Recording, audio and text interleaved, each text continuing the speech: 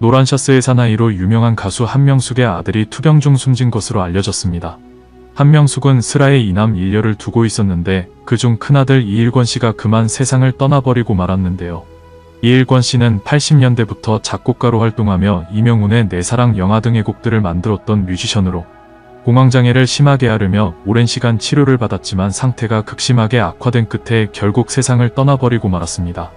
아들을 위해 어머니인 한명숙은 가진 재산을 전부 쏟아부으며 치료에 매달렸지만 끝내 아들은 차디찬 주검이 되어 돌아왔고 게다가 1935년생인 본인마저도 고령으로 건강이 너무나 악화된 바람에 현재 누워있는 상태로 지내고 있으며 이동을 할 때는 부축을 받아 휠체어 에이지에 겨우 움직일 수 있는 상황이라고 하는데요.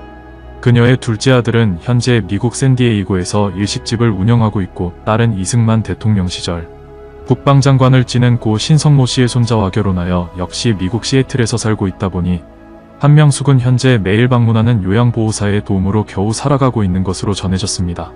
그녀는 통장에 잔액이 286원밖에 남지 않아 현재 기초생활수급자로 등록되어 월세 6만원짜리 임대아파트에서 살고 있는데 과거 노란 셔츠의 사나이로 화려하게 활동했지만 이후 나이를 먹으며 시장터나 복지관 등 무대라고 할 수도 없는 곳에서 가끔 오는 섭외를 받아 헐값에 노래를 부르곤 했고 그마저도 이제는 움직일 수가 없어 불가능해진 상황입니다.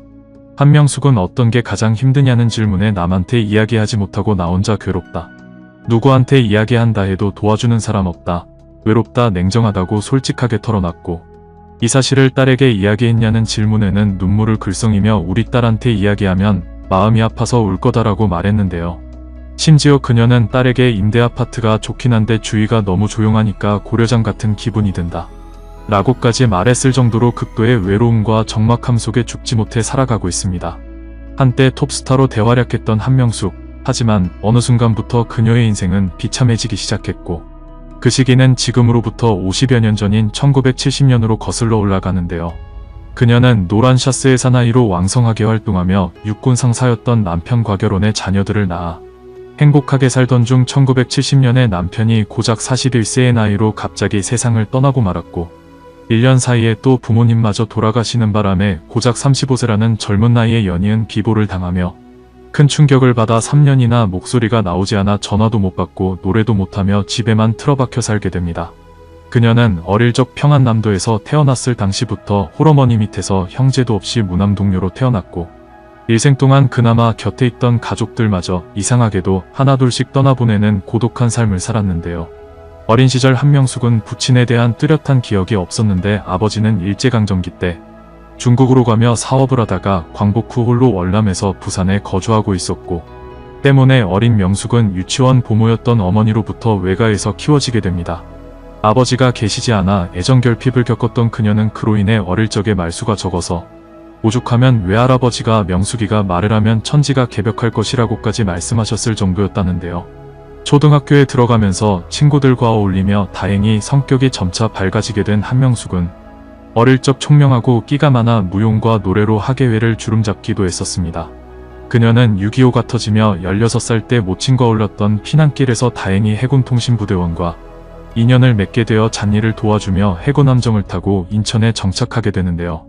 당시 어머니는 어린 명숙에게 이따금씩 한 소설의 이야기를 들려주곤 하셨는데 그 내용은 부모와 헤어진 주인공이 부모를 만나기 위해 갖은 역경을 이겨내고 결국 유명 가수가 되어 부모를 찾아오게 했다는 이야기였고 16세의 피난소녀 한명숙은 어머니가 이따금씩 들려주던 이야기가 알게 모르게 작용했는지 공교롭게도 인천에 정착한 뒤 악극단 가수로 활동을 시작하게 됩니다.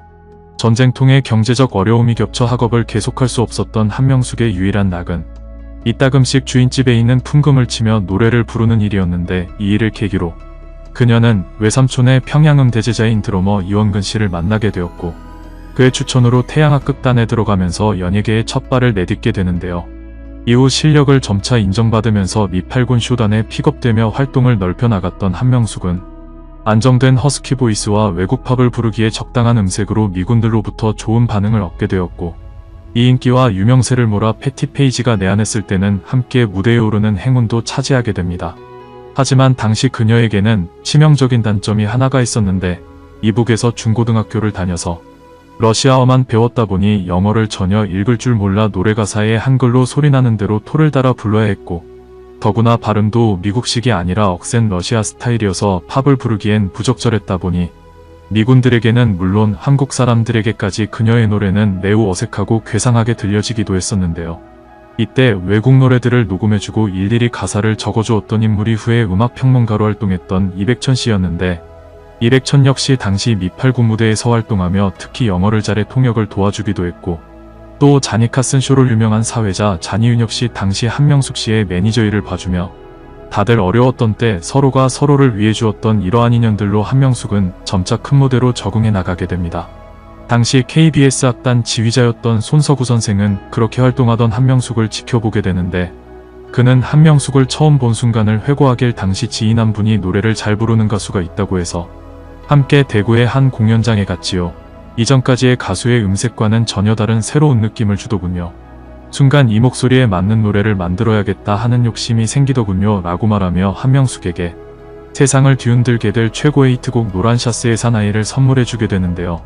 이 곡은 처음 발표되었을 당시 일부 가요 관계자들로부터 그저 단순히 동요에 털이 좀 난 것뿐 이라는 악평도 받았지만, 바로 그 파격으로 말미암아 60년대 이후 우리나라 가요 흐름을 완전히 뒤바꿔 놓으며 큰 반향을 일으켰고 한명숙을 최고의 대스타로 만들어주게 됩니다.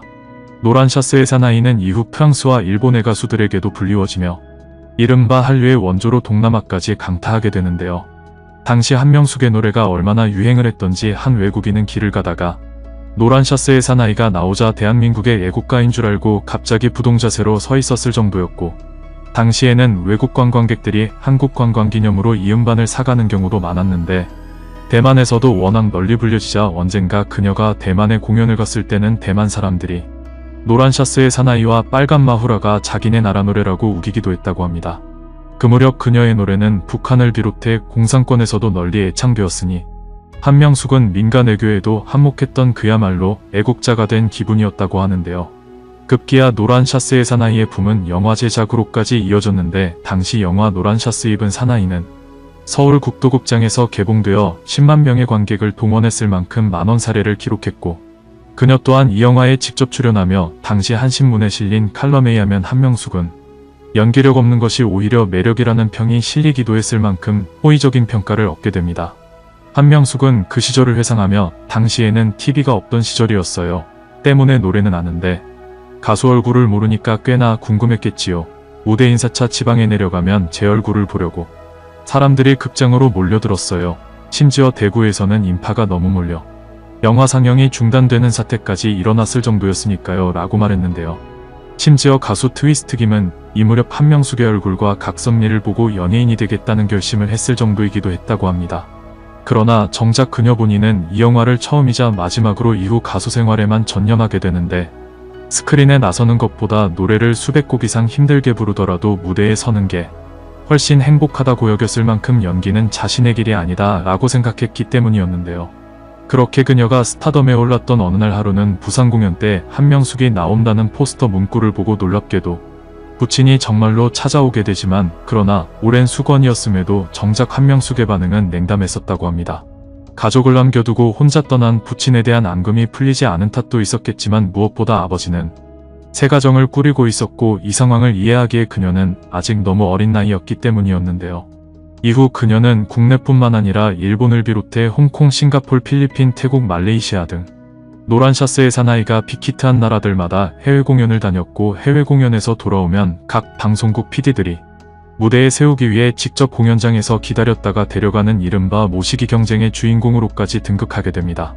또한 파월 장병을 위한 위문 공연에도 누구보다 앞장서온 전성기 시절 그녀에게는 왕대포와 감초라는 별명이 붙여지기도 했는데, 항상 구수하고 걸쭉한 성격을 가지고 있다고 해서 동료가 지어준 별명이 왕대포였고, 그리고 어느 곳에서든 늘 해결사 역할을 도맡아 한다고 해서 감초라는 별명을 얻었을 만큼 그녀는 동료들과의 유대관계가 돈독했고 오히려 너무 흠이 없어 매력이 없다고 치부될 정도로 연예계에서 드물게 갖춘 사람으로 통하게 되는데요.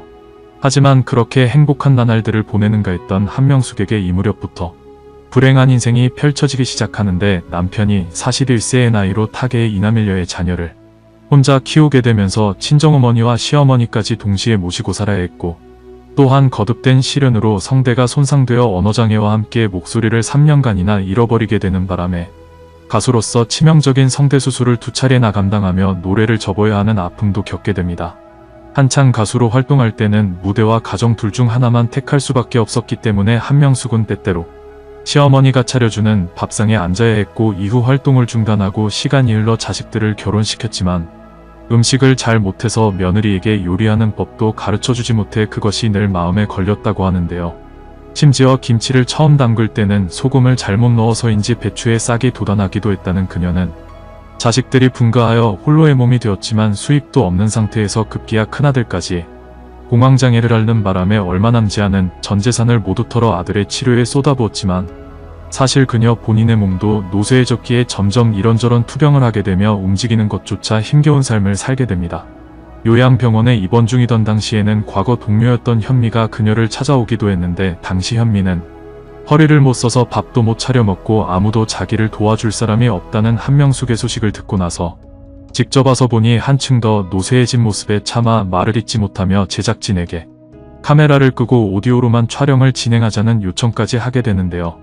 현미는 한명숙의 간병인에게 뭘 먹는지 몰라서 이거 가지고 얘가 먹는 거 좀 사다가 해줘라 라며 돈을 쥐어주며 부탁했고, 한명숙이 너 돈 없는 거 안다며 만류했지만 현미는 내 마음이다, 내가 돈이 없어서 10만원 밖에 못 가져왔다고 말하기도 했습니다. 한때 스타였던 한명숙과 현미는 고작 돈 10만원조차 크다고 느낄 정도로 둘 다 상황이 어려웠던 것인데요. 현미는 또 한명숙에게 건강하고 절대 과거 생각하지 말아라, 지금만 생각해라, 시간 봐서 또 오겠다라고 말한 후 문 밖을 나왔고 너무 가슴이 아프다, 그렇게 화려했던 우리 한명숙이라고 토로하며 참았던 눈물을 쏟아내 안타까움을 자아냈습니다. 이후 한명숙은 몸은 늙어 병들었는데 통장에는 286원만이 남으며 극도로 가난해지면서 기초수급자로 등록이 되었고, 월세 6만원짜리 임대아파트에 입주 신청을 한 지 6년 만에 겨우 들어가는 등 빈곤 속에 죽지 못해 억지로 살아가게 되는데요. 그러던 중 오랫동안 공황장애를 앓던 큰아들마저 이른 나이에 사망하면서 그녀는 사랑하는 가족 한 명을 또 떠나보내는 너무나 충격적이고 가슴 아픈 참변을 당하게 된 것입니다. 무남 동료로 태어났고 아버지도 없이 자란 한명숙은 이후 남편마저 젊은 나이에 잃더니 후에 큰아들마저 잃었고, 둘째 아들과 딸은 또 미국에서 정착하는 바람에 현재 슬픔 속의 병석에서 쓸쓸한 노년을 보내고 있는데요. 모쪼록 한명숙이 건강을 회복해 다시 한번 그때 그 시절처럼 무대에서 우리에게 노래를 불러줄 수 있는 날이 오기를 바라며, 너무나 힘든 인생을 살아온 가수 한명숙에게 여러분의 따뜻한 응원을 부탁드립니다.